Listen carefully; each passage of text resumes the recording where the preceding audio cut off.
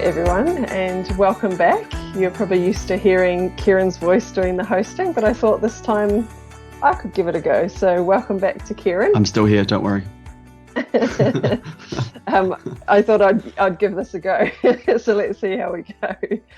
So if you were up to date with our last episode, we were talking quite in depth about Kieran's his first relationship in those early years of uni and getting married. And that was quite heavy. So we thought we'd just have a bit of a break there and a breather, because it brings up a lot of things and thoughts and feelings that, stirs up some old Don't worry, stuff. I'm still breathing. I'm here. You survived. Yes. But I guess we wanted to, as we have with the other episodes, just start with a bit of a story time, just to start with a bit of something lighter before we jump into the other stuff. And I know, Kieran, you had a few random memories you thought of from the earlier years. Yeah, I guess we're kind of like, we've had a lot of conversations, both you and I, offline, just all these kind of memories of just popping out of nowhere that probably aren't enough to really kind of share as an episode or anything, like just random musings, and kind of feel like we're at a point where we can kind of just clear the inbox of a few different random Close memories. some tabs. Yeah. So one of the things that we wanted to talk about very briefly was the craze of WWJD. If you know, you know. Yeah.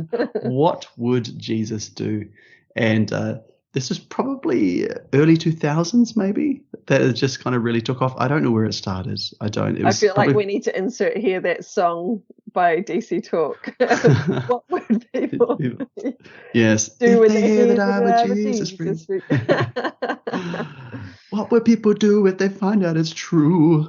Anyway, it's this whole thing of literally trying to encourage young people, very much a craze led by youth Christian culture, of trying to keep us accountable before we did everything. And we had these bracelets, and I remember I was very excited to get a bracelet, a little rubber bracelet that had WWJD and you imprinted. Didn't take it off. Even in the shower, it got manky, it got stinky, but you did disgusting. Not take it off. For fear that for 1 second you wouldn't be thinking about what Jesus would be doing. Well, when you're in the shower and you have those impure thoughts and you gaze at your wrist. Shut it down.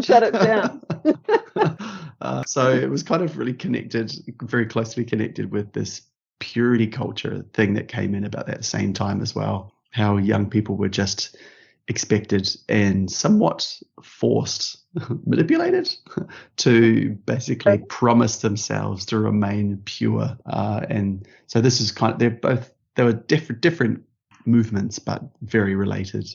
And we actually, in terms of the purity thing, we had to, I don't know if everyone had to do this, but definitely the older ones, we signed some kind of agreement to like a contract to remain pure until we were married. Purity being obviously the one big thing we do not do, and that's premarital sex. Or even thinking. Yes, because there are no other impure things in this world, of course. No. Sex is the number one impurest thing you could possibly do before marriage. Yes. damnation in your future if that's the direction you go. And I don't know, it just kind of like, I don't know what happened to it. It just petered out. It just phased away. Yeah. I guess new things came into the Yeah, phases. I went to uni and suddenly wearing a brightly coloured bracelet with 4 letters on it wasn't so cool anymore. Can't imagine why. And I guess if you had those impure thoughts, that leads into another term that was used heavily back in those days, and that is backsliders. So if you even now I feel that in my chest. The term was so overused. You could miss church for 1 week and the gossip train came out and you're a backslider. What's going on in their life? I mean, now, even now I have a fear of slides, just okay, just to explain, backsliding is like literally going backwards in your faith. Like you are failing, you're a bad Christian. And I mean, I haven't heard this for a very long time, but I mean, there's a lot of jokes among Christian people now about that term. But back then it was a very serious Very thing. serious. And in fact, when I left church, even up in my late 20s, early 30s, I still had this fear of being labeled a backslider. Yeah. And I knew that I would have been. Well, it was completely ingrained, right, into Mm, to everyone who was going to church, even if you were what was considered a fence sitter, that was still, you were backsliding. You got to be either here nor there. mm-hmm. But yeah, it's something that's a bit humorous to talk about now. Yeah, and I guess we both had this very strong sense that, even as silly as it sounds now, you and I and everybody that was in our life at that time took that very seriously, our Oh, commitment to absolutely. God. And you were just sharing a story before, which is laughable now, but about someone who was visiting the school, a dignitary. Yeah, so I mean, it was so ingrained in me. I don't know about for you as well, but God was the ultimate top of the tier. God was number one, and we had this one time our local mayor was coming to our school, and The question we is were, why. I still wonder yeah, why. I don't know. And they wear those big gold chains, and they're sort of like treated like royalty. Dr. Dre. But we were instructed before she came that we were supposed to call her or address her as Her Highness. And I was like, what is this? Like, in my head, like I said, God was number one. And I absolutely flat out refused to be calling her Her Highness. This was like a black and white matter for me. I was not going to call her Her Highness. And I was sort of dreading the day when she was supposed to be coming. I think it turned out that she didn't come for whatever reason, but I was like, I've got out of that one. I don't have to Wow, that was refer to God. Just anybody God came else's. through for you. He was Thank protecting you, you. Jesus. It was a test, just so you know. Yeah. So just funny little things like that. Yeah, looking back on is just quite amusing. Now, Well, I guess like to kind of gently segue into the main story a little bit of this episode. Like, I think that sense of who God was and how important he was to every part of our lives still stay with me. I think less so for you after you left home, and when we were back home and within that school and church life, it was impossible to escape that. But when we left home, I continued in that, and you a lot less so. yeah, I guess I guess we could just jump straight into where we were from the last episode, going back to you had just gotten married and I had moved in. I had recently moved to Tauranga in the same city, and I moved in with you and your wife straight after the honeymoon. Yeah, actually it was. It was like we moved Like back and you were literally, there. yeah, which was a tricky dynamic. But I guess before I wanted to go back into that story, I do just want to clarify to our listeners, because I feel like we didn't cover it so much in those earlier episodes about the depth of our relationship with our parents. Or the kind of relationship that we have with them. Like our parents always described our family as being a close family, which I guess we were, but particularly for me, I'm speaking on behalf of myself. I was a very strong-willed child, and I butted heads a lot with particularly mum. I was very much a daddy's girl. I would go and ask dad things first, or if mum had said no, I'd just go ask dad, and he would get in trouble later for saying yes for something mum had said no. I think probably a lot of daughters can relate to that in terms of the relationship with the dad. But I definitely struggled with mum and we struggled with our relationship, and we butted heads a lot, and everything, maybe because mum was the sort of more the disciplinarian out of the two of them. Everything that mum said, it wasn't like a question, can you do this? It was do this and do it now and do it respectfully. And I really sort of really didn't want to do any of those things. Yeah, and maybe it was because of the way she asked, or so not she didn't ask, it was expected and she told us. And my personality was just to stand my ground and, tell her what I thought, and that it got me in trouble a lot. So out of the two of us, I think I was probably the how I would describe the least favorite child, but only because I was difficult. I'm not saying that mum and dad didn't love me any more, any less, but I was just that child that was very challenging for them. Well, I was the easy one, so I wouldn't say I was a favorite. I was just probably one they put on autopilot a bit because I could be relied on to follow the rules. Yeah, and definitely was the one that challenged everything.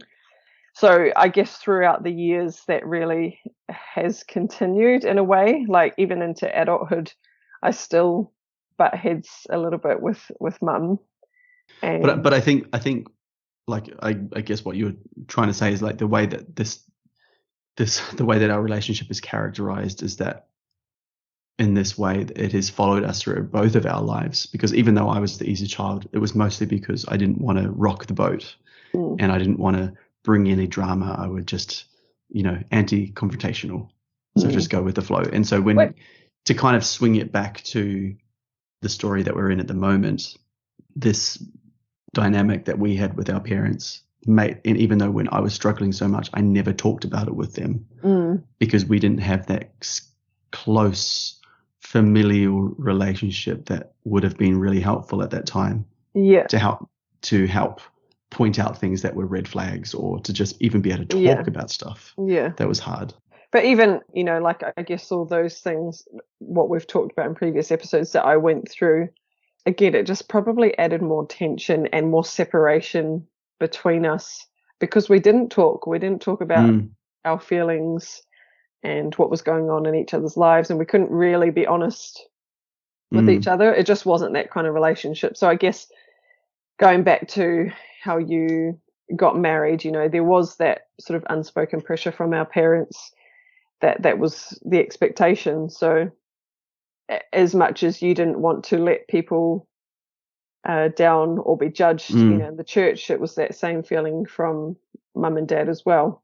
Yeah, and I think I got caught up in everything, and I didn't want to disappoint anybody, and because I didn't feel like I could talk about it with anybody, all my misgivings, I never brought it up. So I didn't talk about it with mum. I didn't talk about it with you. I felt this expectation, obviously, to be the good husband now. The church obviously was a factor in that. Like, people expected us to have this happy relationship now and to get involved in church and everything and all that stuff. And then on top of that, most of all, is this expectation from God as well. And so I had that weight of responsibility to be a godly man very, very strongly over my life. And so that just kind of all of those different factors for me just made me feel like I was trapped in a prison of my own making. Yeah. So, sorry, carry on. Yeah, I guess, I don't know why we thought it would be a good idea for me to move into your house straight after being married. Even for someone who's got a really strong, good relationship, that probably wouldn't have been a very good idea. So I was there for those very early days when you guys were, getting to know each other. And do you remember much of that time? Like, what was your impression of us and the way that we related to each other? I felt uncomfortable in the house, not because of you, but she had this way about her where it was like walking into a freezer. It was palpable, the tension and that feeling, and I didn't feel welcome there at all. And she liked the house set in a certain way, like from atmosphere all the way to the very practical small things of how the kitchen was laid out and how everything must be put exactly where it was supposed to be. We don't make too much noise after a certain time at night. Absolutely must have the right amount of sleep, cannot be disturbed. From beginning to end, it was all very constricted, constrained, and controlled. God help you if you broke any of those rules. Yep.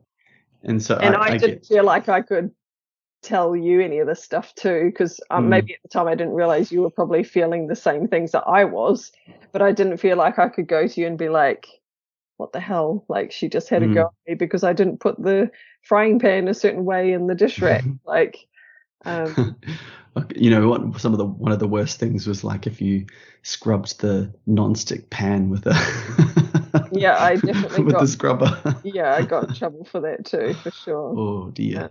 Oh dear. so yeah, Uh, I can't remember how long that scenario lasted for. It must have been a few months, and then I was like, I'm out of here. yeah. No, it was really tough for me because I mean I was trying to be the good guy, and at this stage I was starting to work as well. So I had my first job working at Countdown at the supermarket, and I mean, not a great job, like miles away from anything I'd want to be doing with my life. So I had that going on as well. So there's a lot of things going on in my mind constantly. And just kind of being in this household where I felt like I had no control over anything, but having to be okay with that. Mm. I remember I used to go for a lot of walks on my own because at this house, that first house we lived out like in the countryside, and yeah, I used to go and explore the bush and try and just be alone with my thoughts as much as possible. I was also serving at church at that time, doing youth, and And relying heavily on your wife because you didn't have a license at that point, right? yeah, well, in that first 6 months, I did actually get my restricted license. So she had taught me to drive, which was, I suppose, I can be forever grateful for that. Very stressful time for me learning to drive with her, but very grateful that I was able to get my license. Just as a side note, literally my first drive on my own, had an accident, almost died. Did you? Yes. Yeah, I pulled out and right in front of in a 100k zone and almost got hit. Like, holy shit, it was close. Wow. And that's probably the closest accident, almost a serious accident I've ever had. So obviously I learned something from that experience. It was great. So like the first 6 months was pretty tough. So I had decided to take a semester off uni. What I didn't talk about in the last episode was before we got married, I had been putting myself under really, really intense pressure because, as we'd covered before, I wasn't good at studying. I wasn't good at writing or anything. And I, being an extreme perfectionist, had been really, really pushing myself to the point where I just broke. I just couldn't handle it anymore. And I was like, I cannot do this. I need to take time off. And just so happened to be when we got married, and that's how I ended up working instead of.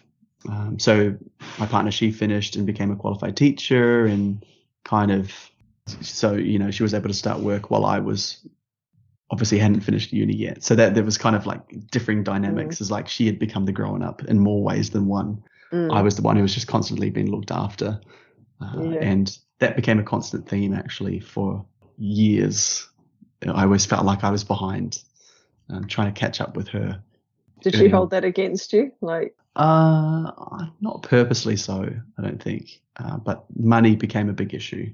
Not for me. Like, I definitely noticed that she was the primary earner. That was not a big deal for me, I don't think. But it was a big deal for her, because it gave her more control over those finances. And there was very little in my life that didn't require her blessing, shall we say. Yeah.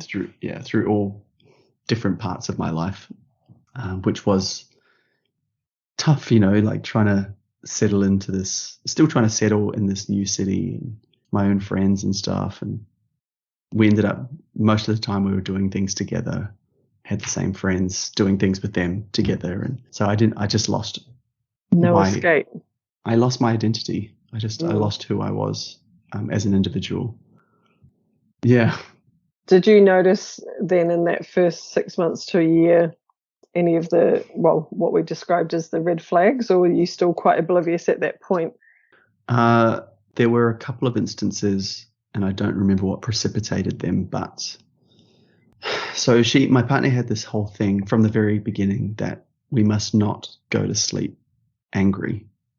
We don't go to bed angry and let the sun go down on our wrath, so to speak. And that just basically meant everything must be solved the day that it happened. So that often meant, because there were quite a few disagreements, even though I didn't often fight as such, because I often gave in quite quickly, but I had to give in the right way, because otherwise it wouldn't be enough for her, if that makes sense.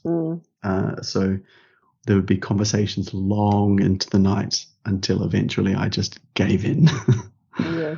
Well, it was the only way to win, so to speak, wasn't it? Yeah.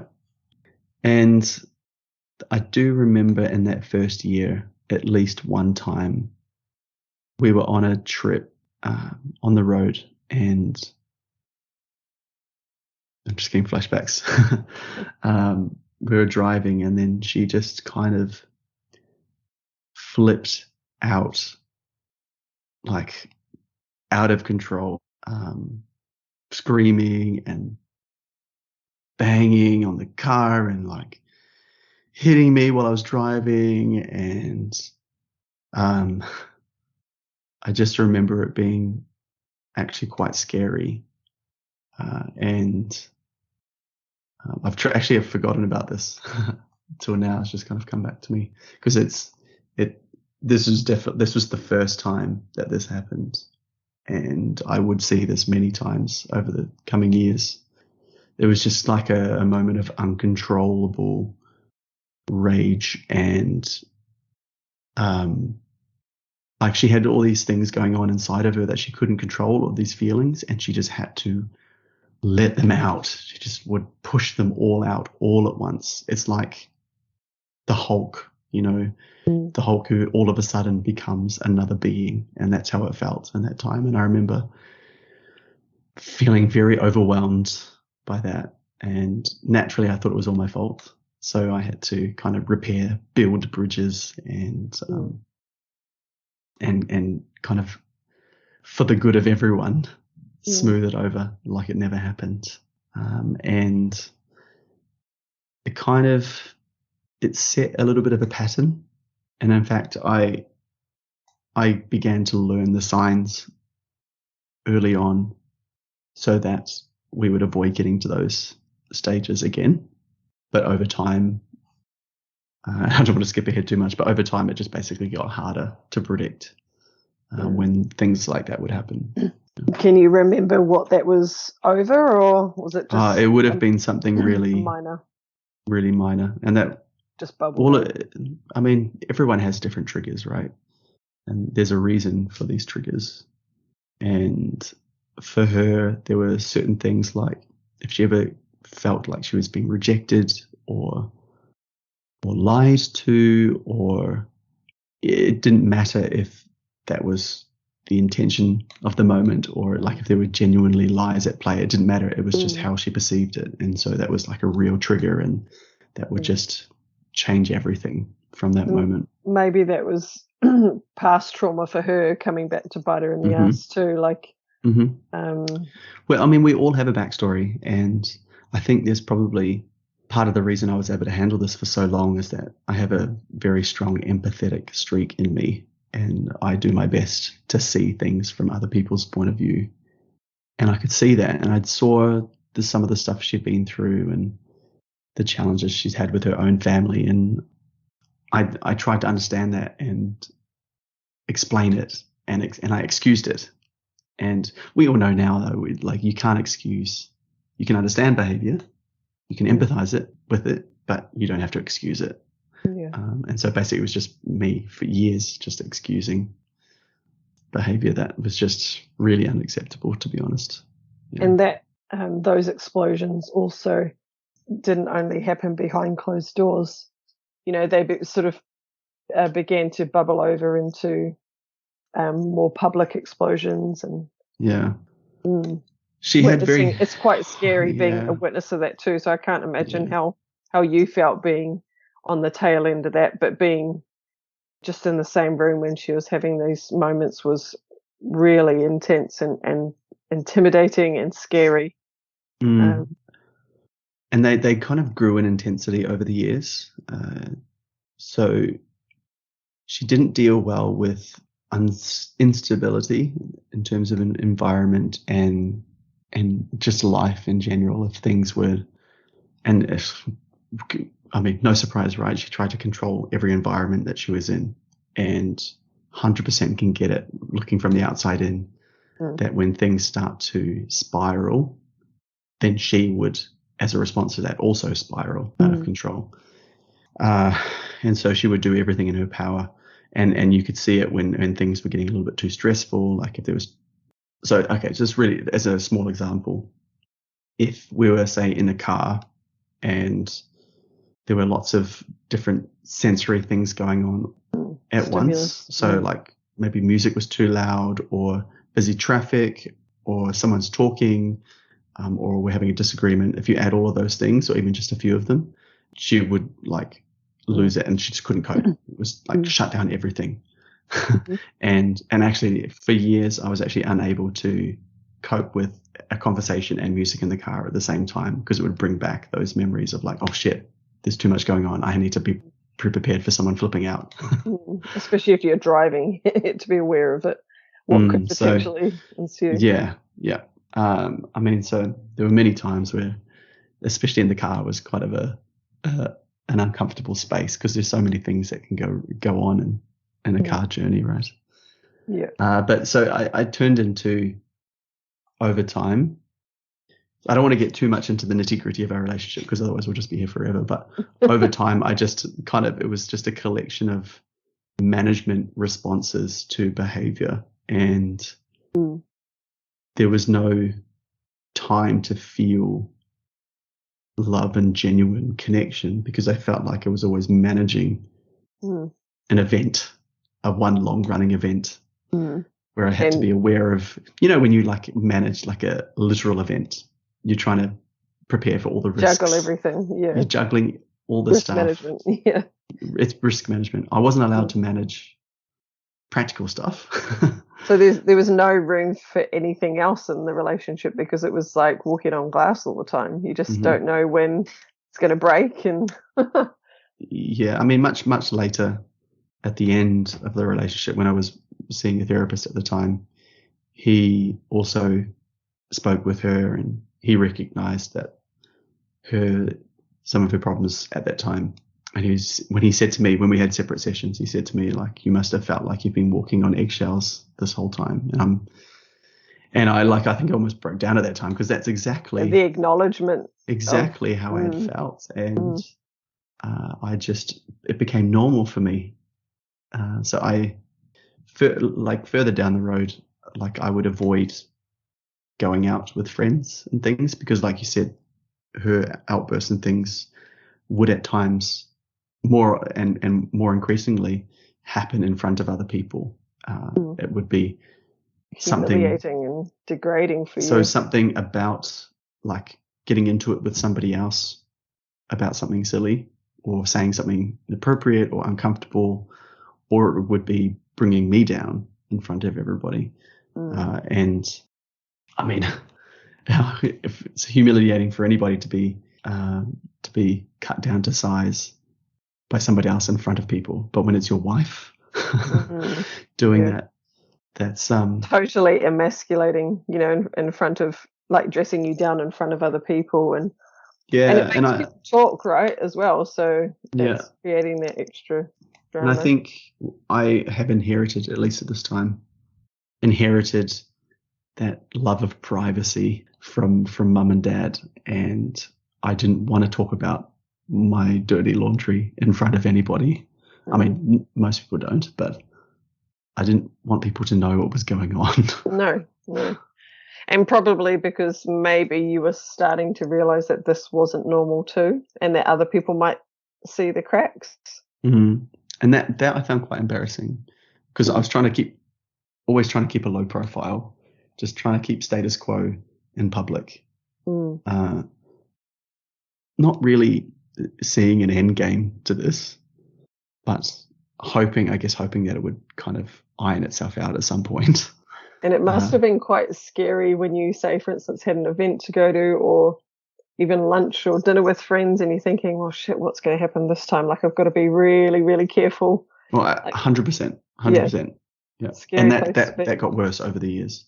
But I think in these early stages that we're mostly talking about, it wasn't that bad. And I don't know what changed which is crazy because for me looking at it, it was. So that just goes to show how bad it got. Yeah. No, absolutely. And there are many things I've not told you that I will talk about as we go through, but it was just a lot of little things early on. I mean, we can have a break from talking about the intensity of your relationship. I can jump in here and talk about, because at the time I just moved to Tauranga. Yeah, this is when our lives merged. So we had separated in time and space for quite a while, hadn't even really been communicating all that much. And then all of a sudden you were in my house. And even then we weren't talking that much. No. Leading up to that. But I guess, and because I, when I moved to Tauranga, I had a boyfriend at the time. And both of our groups of friends were actually quite often the same. So often we'd be in the same place, hanging out with the same people, but still not really communicating. So it was we still kind of had these separate lives, to be honest, even though we were in the same environment, seeing each other a lot. And so when I moved, I must have moved out of your place not long after being there. I reckon it must have been like 3 months. I don't think I lasted too long there. And I moved into a flat with your partner's best friend, actually. And that also soon broke down because obviously if you're friends with your partner, you've probably got some sort of similarities there. And I just kind of bounced around a couple of flats in those early days. It just didn't work with the clash of personalities that I was with. But throughout this time, I was dating this guy, and he also didn't last too long. Like the day that he threatened to hit me was the day that I said, no, you're not the person for me. And embarrassingly, when I can't believe I even spoke to mum and dad about it, but I don't think I broke it off with them. I think, this is so cringy. When I told mum and dad. We did actually we talked about this in the previous episode. Oh, did we? Yeah. And they wrote him a letter to break up with him for me. And I didn't know they were going to do it. I wish they'd told me. And I don't even know really what the letter entailed. I don't think he really told me. He just said that he'd got a letter from mum and dad, and he was essentially supposed to stay away from me. So that was super awkward because we also were in the same group of friends, same church, all that. It was really awkward. And I ended up getting together with one of his friends who lived at the same flat. And it was quite not long after, right? No, and because I still remember that day, the day that he threatened to hit me, his other flatmates took me out to Rotorua for the day to be like, come on, let's go. We'll go out and do something fun for the day. And I hung out with the guys and had a good day and took my mind off it. And I don't know how, like I already knew this other guy and got on with him. And it just kind of progressed from there, from a friendship into hanging out with each other a lot. It was a bit scandalous at the time. Yeah. In the friendship group. It was, yeah.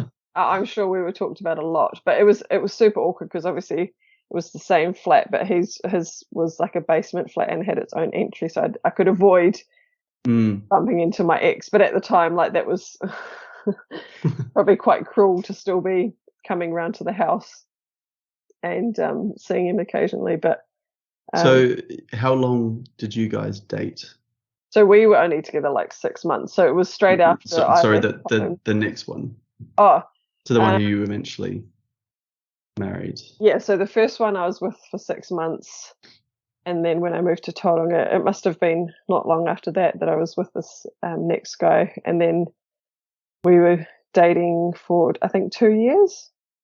So yeah, this relationship, very similar story in terms of, it was already controversial in mum and dad's eyes that I had found someone else. So I was onto my second boyfriend.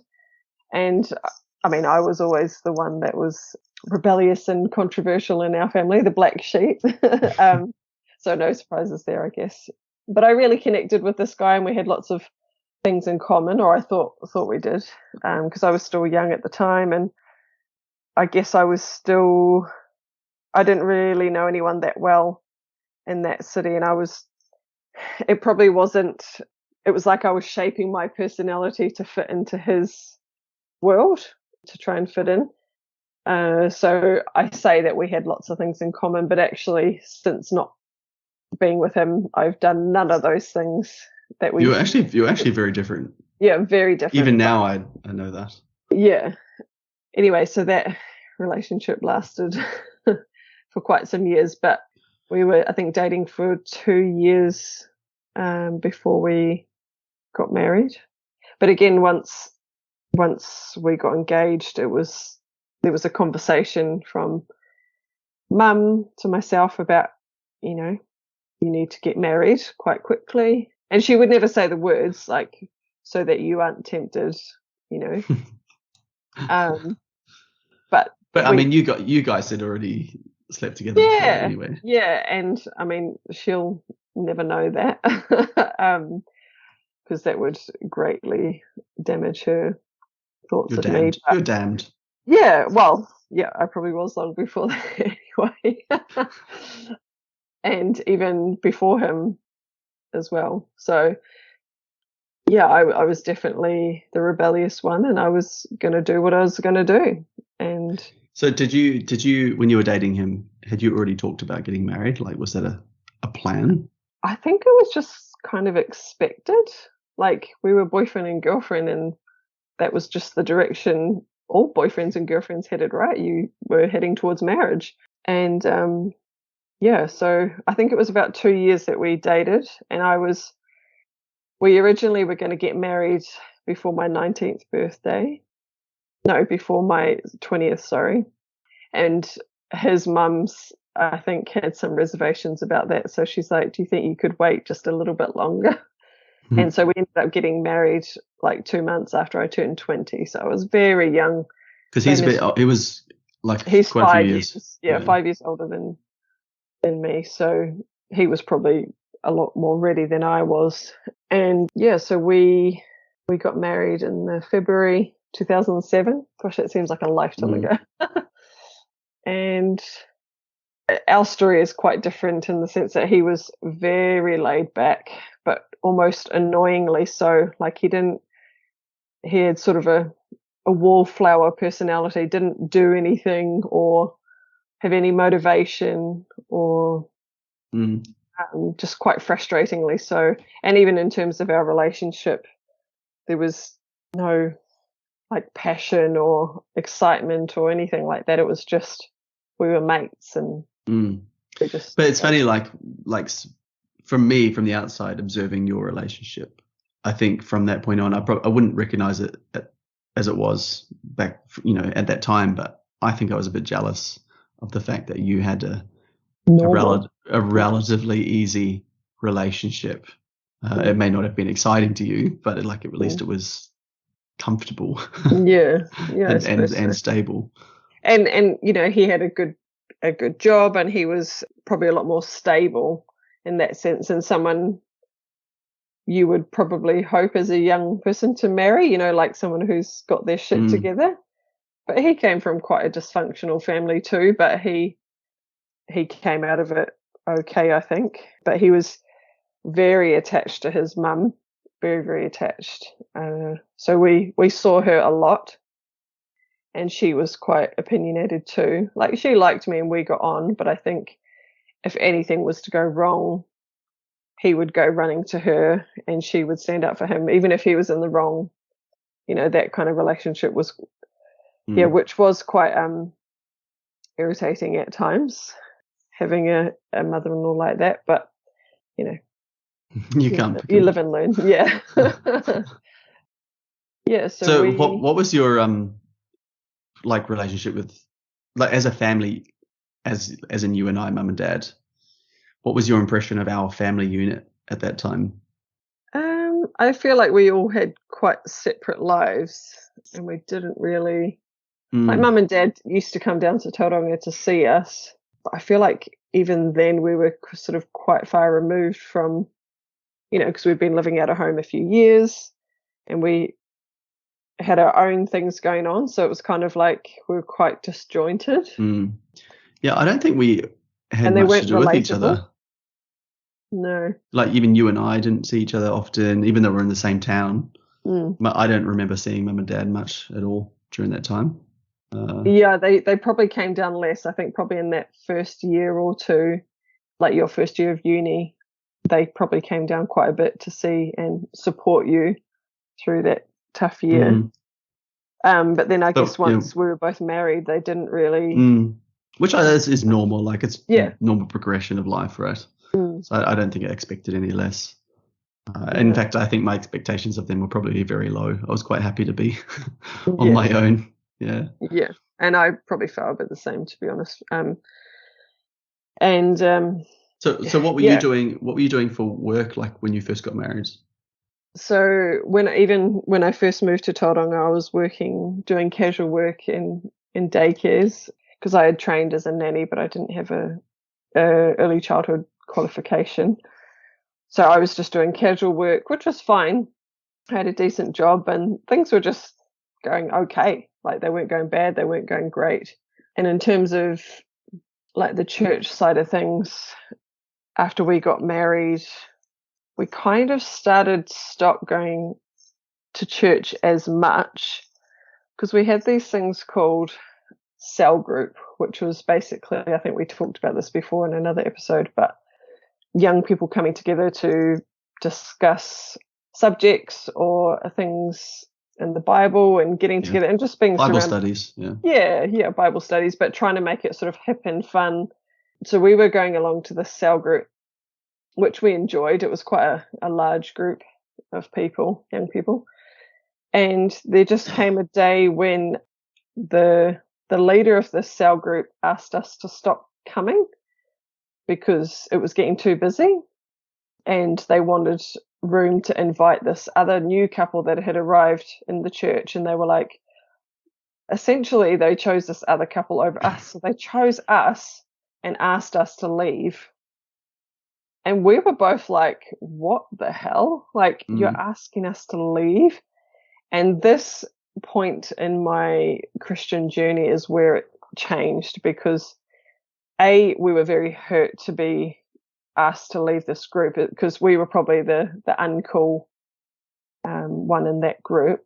I do remember the couple you're talking about, and they were very much the part of that in crowd. And we were quite angry, actually, to be honest. And so we just started not going to church, and we didn't go to the recommended cell group that we were told to go to. And because at this time we were planning on actually leaving Tauranga to move overseas, so it was a busy time for us anyway. So we just kind of stopped going. And I remember Mum questioning, even from being so far away and we're adults able to make our own decisions, she was asking, like, you need to keep going to church, keep reading your Bible and telling me what to do. And I'm like, don't tell me what to do. I'm an adult. Like, I can make my own life choices. And I found that it even put more separation between us. Yeah, and pretty much that was the last time when we were going to church. But I don't think you would have, like, in terms of your life, because but I think both you and your partner were kind of on the quote unquote fringe of church life for quite a while, if I remember correctly. I was really you were deeply heavily involved in music and in youth ministry. And we were just I'd volunteer there every now and then during the week, and I was very busy. Whereas you just attended generally just cell group, I think. It was probably more like a social thing for us, going every Sunday to see people that we knew and go out for lunch afterwards. And we were, like you say, probably more on the fringe of that. So it probably was a lot easier for us to leave the church and go unnoticed, to be honest, because we weren't in that cool group. We weren't close to the pastors or the youth leaders like you were. So we could not attend church and it go unnoticed, and people weren't asking questions. Where were you? So that probably made it quite a lot easier, to be honest. Yeah. Well, I think I've just noticed that we've been chatting for quite a while already. There's just so much stuff to talk about. Just keep going on and on. It's probably the best time to kind of bring it to a close after talking about the early marriage years, and maybe next time we'll touch on more the kind of mid-20s. Like for me, it was more of talking about church stuff, and then when you first went overseas, and It's a lot of interesting things that kind of happen in those mid-20s to share, but hopefully we'll get a little bit away from the relationship stuff, because I don't want to like spotlight it too much on my part. Obviously quite intense, but also don't want to make it too much about me. But yeah, still heaps more stuff to come. Any sign-off thoughts, Briar? No. Thanks for listening. Sometimes you forget that people are listening to this. It's sort of like we're just chatting about the old days. It feels so far removed from where we are now. Like, this is what, like 15 years ago. It feels like I'm not even talking about myself. So I have to really think about what happened back then. So yeah, and I guess like for people who are listening, I won't realize that we've like been talking for like 3.5 hours, both on and offline. So it's like, holy shit. So yeah, it does become, it's a lot, and there's so much more that doesn't make it to a podcast episode, really for your benefit, because some things are just not worth talking about with everybody. But yeah, thanks so much for listening, and stay tuned for more adventures from the 20s, and we will see you again soon. Chat soon. Ka kite.